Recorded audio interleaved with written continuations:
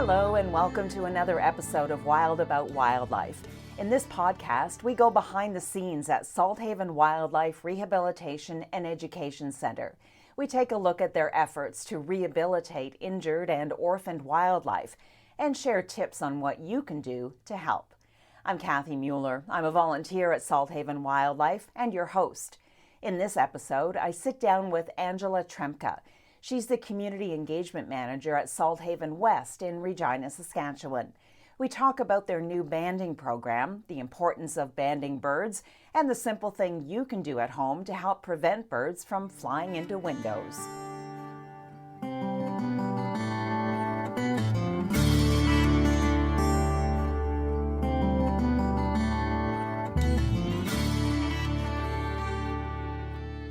Well, thanks so much for joining us today, Angela. Thanks, Kathy. Thank you so much for having me on this podcast. All right, so we've already mentioned that you are the Community Engagement Manager for Salthaven West. A lot of people might not be familiar with Salthaven West, so why don't we start there? Where is Salthaven West located? What kind of area do you serve? Give us a little bit of background about Salthaven West. For sure. Salthaven West, we're a wildlife rehabilitation and education center in Regina, Saskatchewan. So we're also mainly volunteer operated, and we also provide care to sick, injured, displaced, and orphaned wildlife from across southern Saskatchewan. So over this past year, we admitted 1,500 wildlife patients from over 90 cities, towns, and villages across southern Saskatchewan. Wow, that's really busy.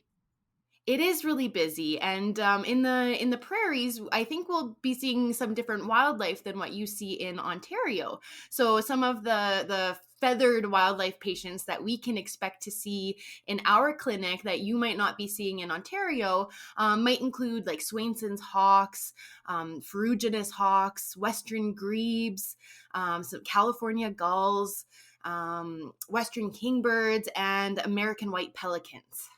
Now, you've been with Salthaven for a few years now. You actually started as a volunteer, right? And you've been a manager now for about half of that time? Yes, exactly. Okay, but you're also a bander at Last Mountain Bird Observatory. So let's first start with the community engagement manager aspect of your role at Salthaven. What does that entail? So that actually entails a lot. Being a small nonprofit, you do end up wearing a lot of hats. So I'm also working hands-on in the clinic, but alongside that, I'm doing communications for Salthaven. So that can include keeping up with our social media, attending events, and doing educational presentations around our community, and all of those sorts of things that come with it. Salthaven West, it now has a banding program. So first, the term banding, what does that mean? Yes, so we just introduced an ongoing bird banding program to Salthaven West. And so what this is we're banding songbird patients that have been admitted to our wildlife rehab center for care. Once they've fully recovered and are ready for release, that's when we band them. So what this means is we're attaching this small, non-invasive aluminum band to the bird's leg. And each band has its own unique 9-digit number. Now, these bands can be really small, especially with our small warbler patients. So they can actually fit 9 digits on that small band. And then we collect some data, including their species ID. We weigh them. We get some other measurements like their wing cord length, sometimes their tail length. We look at their fat content. We look for breeding characteristics. And then we also look at characteristics to determine age and sex. Now, you're doing this with songbirds. Mm-hmm. Why songbirds? I would think that songbirds are pretty prolific, right? They're everywhere. Are there populations in danger, or some specific species that are in danger, or like what's the purpose of doing the banding? Bird banding is really important. In general, bird banding provides information and important data about birds and the environment. So, we use banding to learn about migration, their lifespan, their reproductive successes, and their overall population demographics. So it helps us monitor the number and species of migrating songbirds, and that helps us understand bird trends. And why is that important to know? It helps us provide insight into ecosystem health and the longevity and the movements of birds, and whether birds are in decline. So if a bird is banded by you and then it migrates somewhere and ends up at a different rehabilitation center because it's got this band on it, can that rehabilitation center, what, they just plug in that number into a database somewhere and they'll get information about it? Is that kind of how it works? Exactly. So the data is submitted to the Bird Banding Office and Birds Canada. And so this is a North American wide project. And all of this information is available for researchers, but anybody can report a bird band if they come across one. So either through taking a lot of photos and being able to kind of stitch that band number together, or coming across a deceased bird, or if another banding station happened to catch a bird that was already banded. Okay. And how would somebody go about doing that? I guess if we could focus on doing that in Saskatchewan or doing it here in Ontario, are you going to your provincial Ministry of Natural Resources kind of website? Yeah, all you have to do is Google report a bird band, and the website will pop up, and it'll ask you to report that 9-digit band number, and then you can report it, and you'll actually get a certificate that will tell you who banded that bird, where it was banded, when it was banded, and then you can get an idea too of how old that bird is and where it's traveled from. And then I guess the reason that you'd be able to access this is because the bird is in some sort of difficulty, right? That it's allowing you to get this close to it. So at that point, then there's all that information that the person who has found the bird can take it to a wild animal rehabilitation center and say, hey, this is the information I've looked up. Yes, for sure. Yeah. Sometimes folks are able to take a picture of multiple pictures of a bird when the bird's at a feeder, for example. And so sometimes there are those in nature photos that we're able to do. But there is another opportunity perhaps in the future for us to increase this banding program to include colorful bands with just a few digits on top of that other 9-digit band, and that's easier to identify in the wild. Being able to say like, oh, that's A34 and it's a Swainson's thrush, I'm going to report that. So, why did Salthaven West decide to launch a banding program in the first place? So for Salthaven West, this ongoing banding program will help us contribute to research and conservation areas in Saskatchewan. So, for example, this information can be really important to our clinic. It could give us important evidence to help us like reassess our rehabilitation practices, and then also contribute to new rehab strategies. So it's a way in which we can actually find out what happens to patients after they are released from our care. So I can give you a really cool example. It's not a local example, but there was a rehabber in the States, a center that released a bird, and they spotted it 9 years later breeding successfully. So the fact that birds can thrive and survive that long after release is a really great testament to the work that wildlife rehabilitation centers do. And there needs to be a little bit more information on that available, so we can get more of that information through a bird banding program. Now, when I've heard of banding before, it's typically involved larger birds, your birds of prey. So, is this something that's different and unique to Salthaven West, that songbirds are being targeted for banding? Well, we actually started targeting songbirds because that was the bird that I was able to get a permit for first. So in the future, I would like to also be able to ban raptors and waterfowl at Salthaven as well. But we're starting with songbirds, and songbirds are incredibly important as well. It's what's really nice about being able to ban songbirds is we get so many songbirds into our care. So already this year, we've banded 51 birds in 17 different species. Does that surprise you, or is that kind of normal that you're seeing that many different species come through your doors?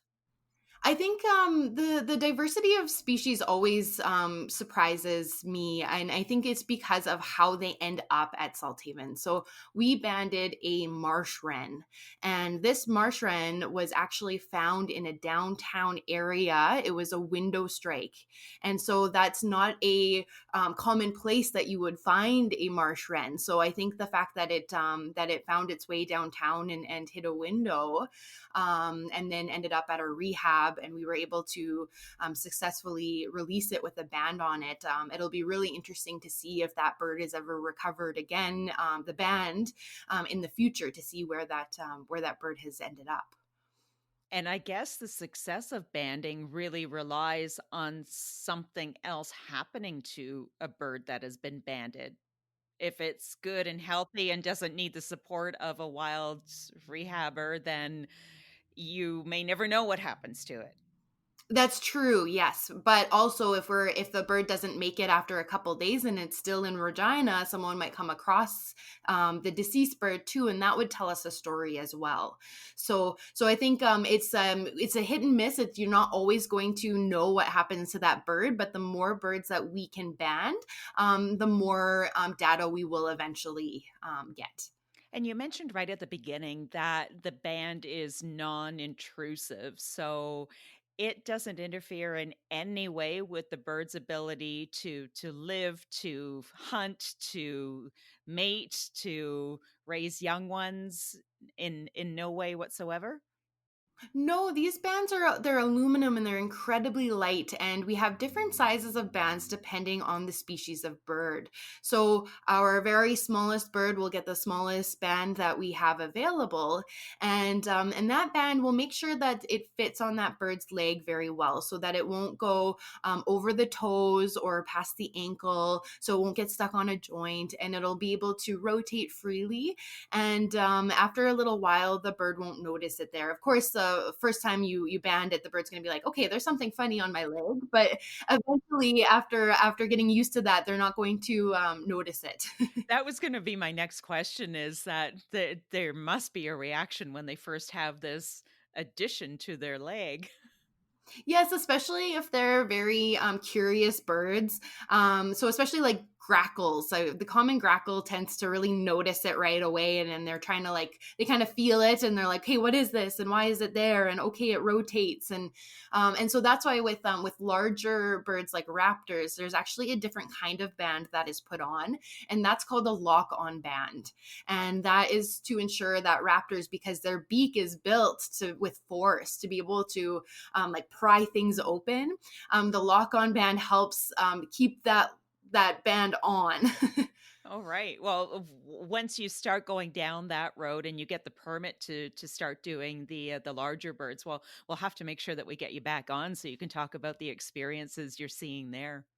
Absolutely, and we do have actually somebody that can band raptors for us. They're just usually very busy, so occasionally we can get the timing to work out where a bird is ready for release and they're available to band it. So we did just recently have a ferruginous hawk in our care that they were able to band. And then how do you decide, like, does every songbird that comes in and is going to be released, does every bird get a band, or how do you decide which ones get a band and which ones don't? Ideally, as long as I am there the day that they are scheduled for release, we want to be able to band every single songbird. That way there's no holes or gaps in the data. Now, of course, that just depends. If there's days where I'm not at the clinic, and those are the days where it's like, hey, this bird is ready to be released, we're not going to hold on to a bird in captivity for longer. We're going to let that bird go without banding it. So best case scenario, we're banding every single bird that that goes through Salthaven, except for those few that I might not be there for. I'm speaking with Angela Tremka, the Community Engagement Manager at Salthaven West, and you are also a bander at Last Mountain Bird Observatory. So that's been around for a few decades now. What exactly is Last Mountain? Yes, the Last Mountain Bird Observatory is the only migratory banding station in Saskatchewan. So it is located at the north end of the Last Mountain Lake. So this is a very long lake. I think it's like 93 kilometers long, and it's in the southern part of our province. And this area is a very large treed area on the prairies. So it's a little bit different than what surrounds it. And then there's a lake on the west side. So it's a very important stopover area for those migrating birds that breed in the boreal forest. And so, why is it important to be able to study those migrants who prefer the forest environment? The Last Mountain Bird Observatory has been in existence for 34 years. And so it's not the oldest operating station, but it's the longest consecutively run banding station in Canada. So since inception, the Last Mountain Bird Observatory has banded almost 100,000 birds and 125 different species. So it's such an important area because it's such a high volume area with incredible diversity. So it gives us a really good look at all of the migrating species that are making their way through the prairies. And then, so you're a bander at the observatory. Are you doing the songbirds as well as the larger birds of prey and raptors through the observatory? So they do songbirds there, and occasionally, if there's somebody with a permit for raptors, we could do raptors as well. And then there's an opportunity in the future, perhaps, to do owl banding at night. So there's different. So we're mainly focusing on warblers, but we get a lot of different species through that we catch in the nets. But so we operate 13. They're called mist nets. And that's how we catch these migrating songbirds. And these nets have holes in them that are small enough for a warbler's head to fit through, but the rest of the warbler's body won't fit through that. So that's how you catch the bird. And some of the larger birds will actually just bounce out of the nets. Describe that process. You end up with a bird in the net. How long may they be in that net before someone from the observatory is actually noticing, hey, there's a bird in the net? Yeah, so we operate every single day. I'll explain like the fall season. So we start on August 8th and we go until October 7th, and we operate every single day from 7 a.m. till 1 p.m. As long as the weather is appropriate. And so we will open all of the nets at 7 o'clock, and then every half an hour on the dot, we go through and we do a big walk around and we collect all of the birds that have landed in the nets. And we keep track of what bird has been caught in which net.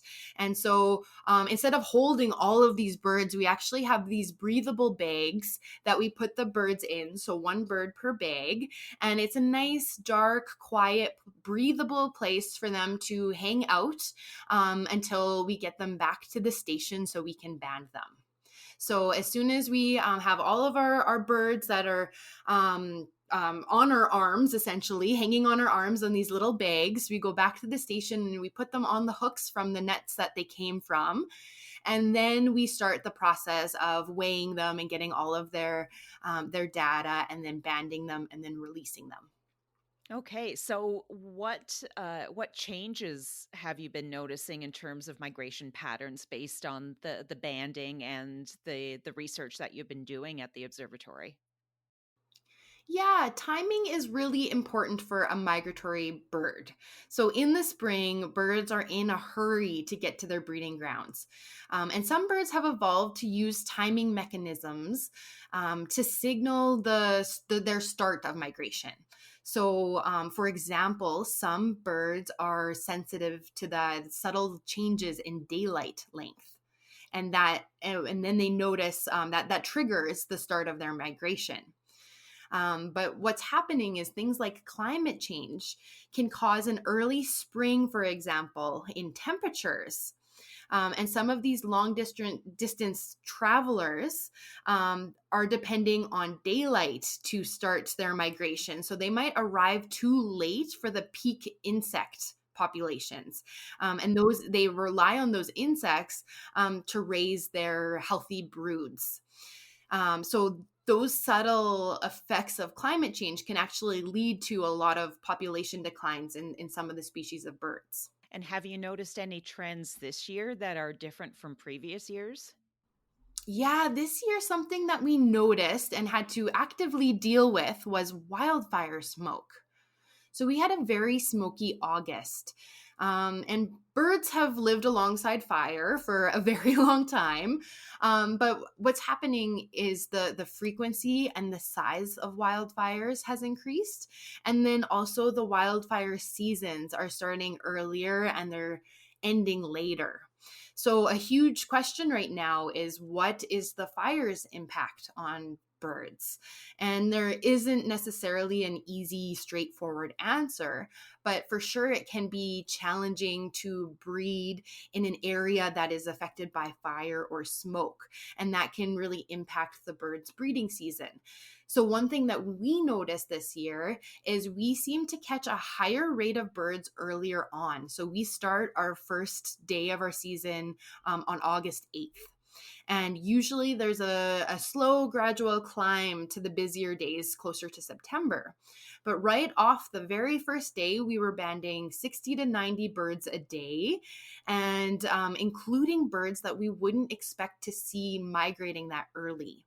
So that very first week, we caught a yellow rumped warbler and a ruby crowned kinglet. And these species are usually not seen until September or so. And so they came super early and it was very smoky. And so we were wondering if they were getting pushed down earlier because of the smoke. And that's why we were seeing higher numbers of birds so early. And then these few migrants that are supposed to be later migrants. And then can you say how does that impact the wider ecosystem?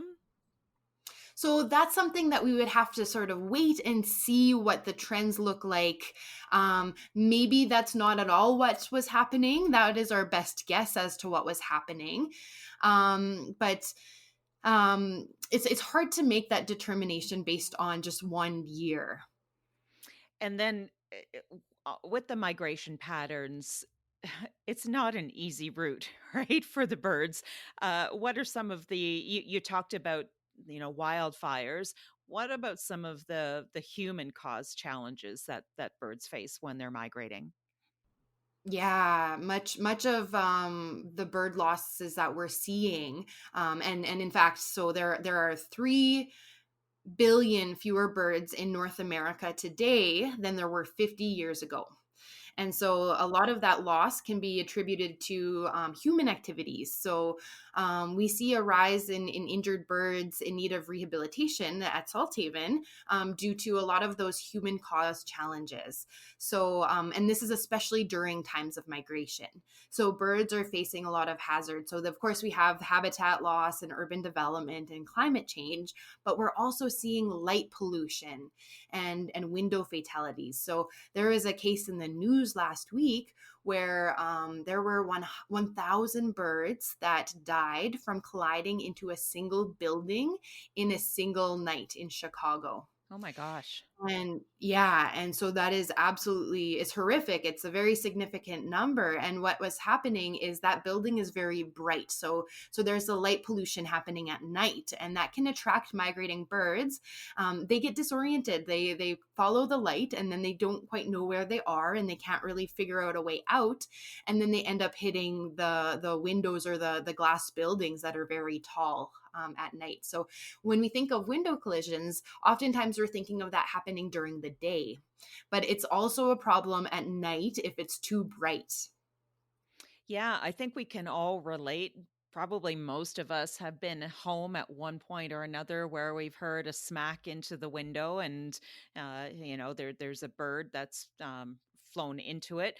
So, what can the average person, homeowner, do to try and avoid some of those window strikes? Yes, the best thing we can do is avoid them so that they don't happen in the first place. One of the products that I really recommend, it's called Feather Friendly Window Tape. And it's this little kit. It's really, it's quite affordable and easy to install. And essentially, you're putting these little dots on the outside of your window, and they come in strips. So it's really easy to install them, but they're placed every 2 inches apart so that even your smallest warbler can then see that there is a window there, and they avoid it. So the reason why they're running into our windows is because they can't see the glass, and they don't understand the concept of glass. So they think that they can fly right through. So by putting this product on and these dots every 2 inches, they all of a sudden see these dots, and then they know that they have to avoid that. That's a flat surface that they would run into otherwise. I can imagine trying to convince some people to put a whole bunch of dots on their big, windows might be challenging. How easy is it for humans to spot the dots?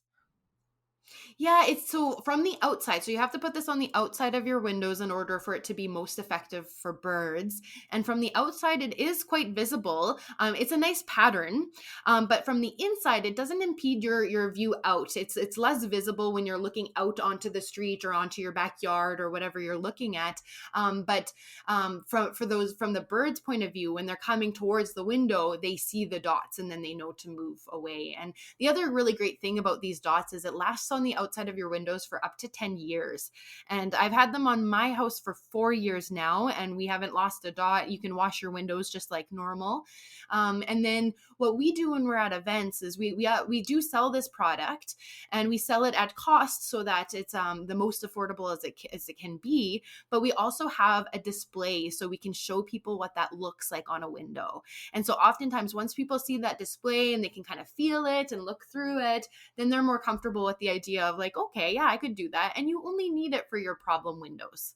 So it doesn't have to go in every window, but mainly those windows where you're hearing that thunk. Well, that's great that products like that exist. I think there is an organization called FLAP, FLAP, and I think you can get that film through them as well. Yeah, they're actually also using Feather Friendly. So it all comes. So they're using. Yeah, it comes from the same place, Flap Canada. That's where we got the idea of this product, was through Flap Canada. So if there's one takeaway that you want people to who are listening to take from this, what would that be? In terms of window fatalities, putting things up on your windows is really important. And if you do hear a bird hit your window, that bird is in need of help. It hit the window at great force, and brain swelling can happen anywhere between right when it hits to 24 hours later. So if it goes to a wildlife rehabilitation center, we're able to provide medication to help stop that brain swelling and give that bird a chance to survive. Because even if it seems like, oh, it kind of shook it off within a half an hour and it flew away, it probably only got as far as your neighbors, and then the concussion symptoms set in. Okay, so before we let you go, you've been very informative, learned lots today. Definitely going to have you back. Oh, and Wonderful. I do want to mention too, we're recording this in October, so maybe in the spring we'll revisit this, and you can give us, an update about what it is that you saw during your fall season banding, any updates from Salthaven West. So Absolutely. yeah, before we let you go though, you must have a favorite bird. So tell us what your favorite bird is and why. This question is very difficult, and I know we've spent so much time today talking about migratory birds that I should pick something that matches our discussion. Um, I've seemed to have developed many favorites depending on the time of year and what I'm doing. I'll say a favorite bird to band would be a northern water thrush. A favorite bird to see or hear in the wild would be a gray catbird. But I have to say, the bird that became my favorite through my time at Salthaven West has been rock doves, or your common pigeon. They have such unique personalities and colorings, and they seem to have healing superpowers. We've seen pigeons heal from injuries that seem impossible to come back from. So there's always so much we can learn from them. And they have other unique qualities, like they can technically breed all year round because their parents can produce this nutritious milk in their crop. So it's pigeon milk that they feed their babies. They can fly up to 150 kilometers an hour. They can drink water as though they're using their beak as a straw, which is very unique to birds. They have an incredible history. All I'll say is our lives would be very dull without pigeons. I think you might have a lot of people disagreeing with you on that one. They seem to be the bane of a lot of people's existence, but just your passion is obvious about pigeons. Maybe we'll have to do an episode on pigeons someday. That would be amazing. I could definitely fill the time. All right. Oh, well, thank you very much, Angela, for joining us today. Really, really appreciate it. It's been a pleasure. Oh, thank you so much. I had so much fun.